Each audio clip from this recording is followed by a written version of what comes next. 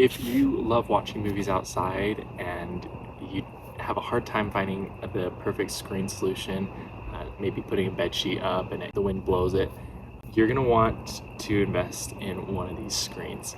We have a 120-inch screen, and I'm going to put it together for you tonight so we can enjoy a movie. The screen comes packaged super well. It has all of these parts for them. You've got your manual.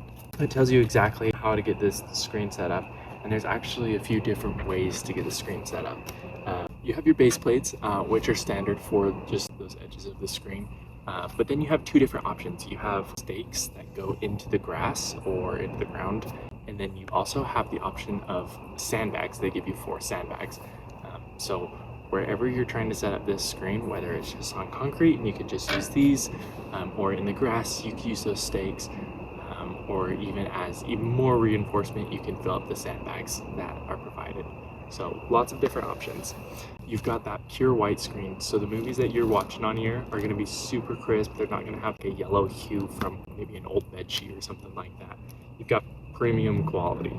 The screen already feels like super silky, so I know it's going to give that perfect quality for that viewing purposes. And then it says to start by removing these caps inside of the base plates. It's nice that they have those little caps, so when you put it in that carrying bag, you know that it's not going to poke through or rip it or anything like that. You'll notice that you have 2 different bags. You've got part A bag and part B bags. The B parts, and it says to secure that into that base plate. So we'll do that for both base plates. Perfect. And they come with 10 part B tubes, and they want you to connect them 5 high. So 5 holes high per stand. So we've got our 2 base plates with the B poles, and then we're going to connect the A pole. You're just going to connect, it looks like there's actually 7 poles per bag, so a total of 14 A poles, and you're just going to connect these ones all together in a line.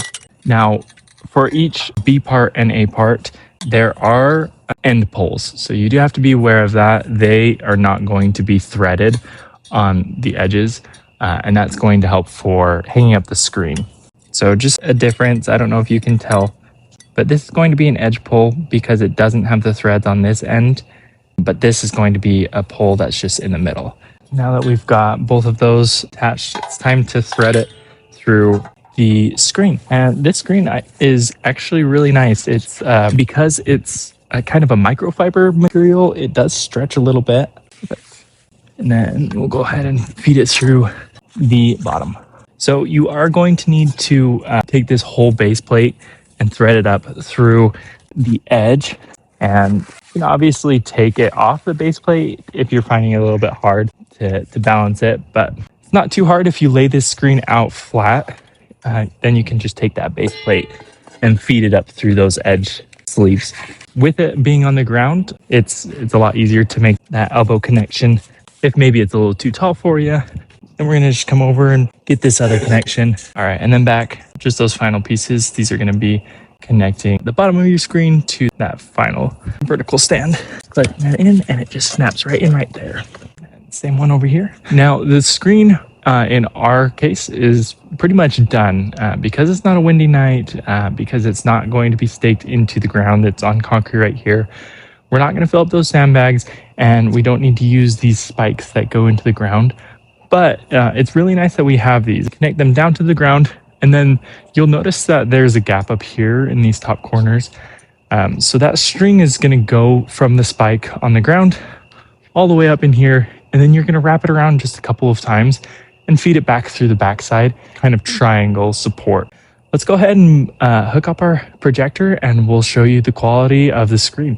Here we are, we've got our screen set up. This is the 120-inch. Obviously, it depends on your projector for the quality of the image itself, but we're able to enjoy our favorite summer movie, Ferris Bueller's Day Off, and it's great to be able to do that outdoors and enjoy the fresh air. So if you're looking for an outdoor screen, pick this up, this 120-inch, or there's a 150-inch if you're wanting a little bit bigger one. So hopefully this video is helpful for you.